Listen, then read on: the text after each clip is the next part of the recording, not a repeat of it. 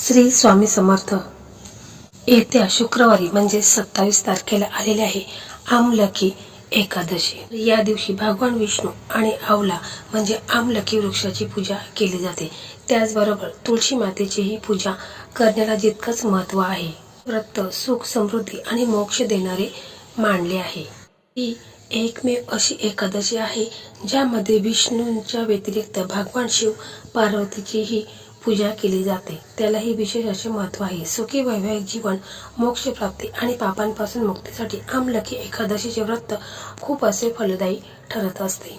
आमलकी एकादशीच्या दिवशी आवळ्याच्या झाडाची आणि श्री हरी विष्णूची पूजा केल्याने मोक्ष मिळतो असे मानले जाते. या दिवशी भगवान शंकर हे लग्नानंतर पहिल्यांदाच देवी पार्वतीला घेऊन काशीला आले, म्हणूनच या दिवशी महादेवाला गुलाल अर्पण केला जातो. पद्य पुराणात आमलकी एकादशीचे व्रत जो कोणी मनाभावाने श्रद्धेने करेल, त्याचप्रमाणे तुळशी मातेची पूजा करेल, त्याच्या सर्व मनोकामना इच्छा देखील पूर्ण होत असतात. परंतु त्या कोणत्याही इच्छा असू द्या, तुमच्या लग्नासंदर्भात असू द्या किंवा तुमच्या नोकरीबाबत असू द्या किंवा तुमच्या बिझनेसबाबत असू द्या, कोणत्याही इच्छा असेल तर त्या तात्काळ पूर्ण होतात. खूप अशी प्रभावी ही सेवा आहे. या दिवशी तुम्ही व्रत केले तर तुमच्या मनातील सर्व इच्छा पूर्ण होत असतात.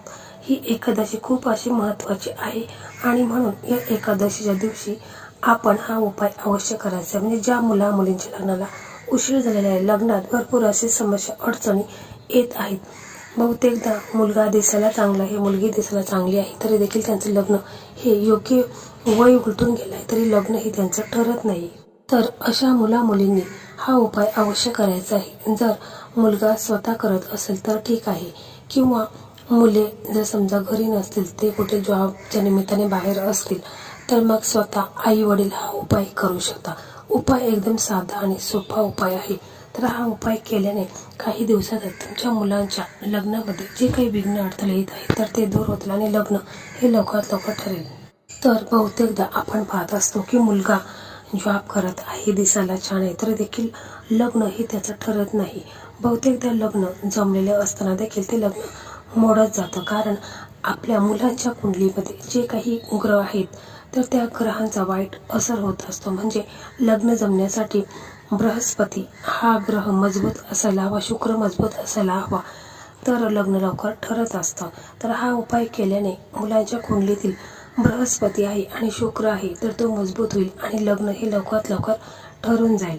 तर अशाच लग्नासंदर्भात व्हिडिओ आपल्या चॅनलवरती अपलोड झालेले आहेत. तुम्ही आपल्या चॅनलवरती जायचं आहे. प्लेलिस्टमध्ये लग्नासंदर्भात भरपूर व्हिडिओ आहेत, ज्यामध्ये बऱ्याच मुलामुलींची लग्न देखील ठरलेली आहेत. त्यांनी मला कमेंट देखील केलेली आहे, तर ते व्हिडिओ देखील तुम्ही पाहू शकता. तर या उपायासाठी आपल्याला एक आवळा लागणार आहे. बाजारामध्ये सहज तुम्हाला मिळेल. तर आपल्याला आदल्या दिवशी एक आवळा आणायचा आहे आणि तो आवळा आणल्यानंतर आपण काय करायचं आहे की आपल्याकडे एक सुरी घ्यायची आहे आणि त्या आवळ्याला आपल्याला मधून गोल कट करून घ्यायचा आहे. म्हणजे तो आवळा आपण व्यवस्थितपणे मध्ये असा गोल आकाराने त्याला कट करून घ्यायचा आहे. आतमध्ये जी बी लागणार आहे तर ती तशीच ठेवायची आहे, ती काढायची नाही. आपल्याला आवळ्याला दिव्याचा आकार द्यायचा आहे. असा व्यवस्थितपणे कट करून घ्यायचा आहे. मग त्याच्यानंतर आपण एक वात घ्यायची आहे. म्हणजे आपल्याला गोल वात लागणार आहे. वातीचे दोन प्रकार असतात, एक लांब वात आणि एक गोल वात असते.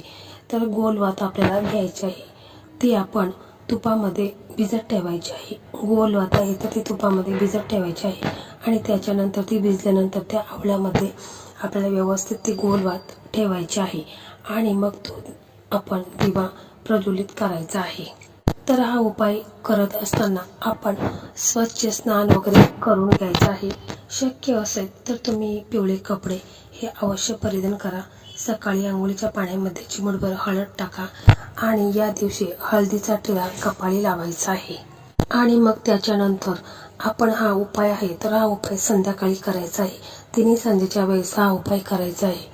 त्याच्यानंतर प्रथम आपण आपल्या देवघरामध्ये एक दिवा लावायचा आहे, अगरबत्ती लावायची आहे आणि मग त्याच्यानंतर आपण हा दिवा घेऊन तुळशी मातेसमोर जायचं आहे. जर तुमच्याकडे तुळस नसेल तर मग तुम्ही कोणत्याही मंदिरामध्ये तुळस सहजच असते, मग मंदिरामध्ये घेऊन जाऊ शकता. जर मंदिरामध्ये पण तुळस नसेल तर मग तुम्ही तुमच्या घराचा ईशान्य कोपरा आहे म्हणजे ईशान्य कोण आहे त्या ठिकाणी देखील तुम्ही हा दिवा प्रज्वलित करायचा आहे. आणि मग तिथे तुम्ही बसून 108 वेळा ओम नमो भगवते वासुदेवाय नमः, ओम नमो भगवते वासुदेवाय नमः हा मंत्र तुम्हाला 108 वेळा करायचा आहे. म्हणजे एक माळ जप तुम्हाला करायची आहे. जर तुम्हाला इतका वेळ नसेल तर मग तुम्ही 21 वेळा म्हटलं तरी देखील चालेल. परंतु जर तुम्ही एक माळ पूर्ण जप केला तर त्याचा जास्तीत जास्त असर हा होईल. आणि मग तुळशी मातेसमोर तुम्ही हा उपाय करत असाल तर मग आई जर करत असेल उपाय मुलांसाठी तर तिने असं बोलायचं आहे की माझ्या मुलांच्या कुंडलीमध्ये जे काही दोष आहेत त्यांचं लग्न हे ठरत नाही किंवा लग्नामध्ये भरपूर अडचणी समस्या येत आहे तर त्या दूर होऊन माझ्या मुलांचं लग्न हे लवकरात लवकर ठरून जाऊ दे असं आईने म्हणायचं आहे. किंवा मुलं करत असेल तर मुलांनी स्वतः देखील अशा प्रकारेच बोलायचं आहे. आणि हा जो दिवा आहे तर तो तुळशी मातेसमोर ठेवायचा आहे.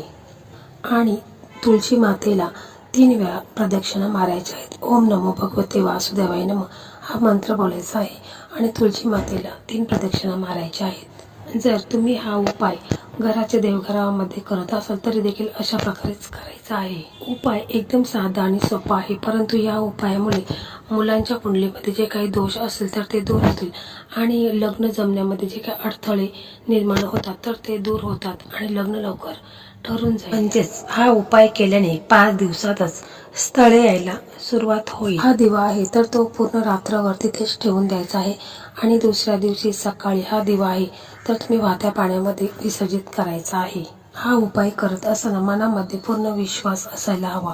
कोणताही उपाय करत असताना मनामध्ये श्रद्धा असणे फार गरजेचं आहे. मनामध्ये किंतु परंतु आला तर तो उपाय यशस्वी होत नाही. म्हणून कोणताही उपाय करताना पूर्ण विश्वासाने करा तरच त्याचा तुम्हाला 100% लाभ होईल. तर मंडळी अशा प्रकारे आजचा हा व्हिडिओ होता. हा व्हिडिओ तुम्हाला कसा वाटला कमेंटमध्ये नक्की सांगा. व्हिडिओ आवडला तर व्हिडिओला लाईक करा, शेअर करा आणि चॅनलला सबस्क्राईब करा. धन्यवाद.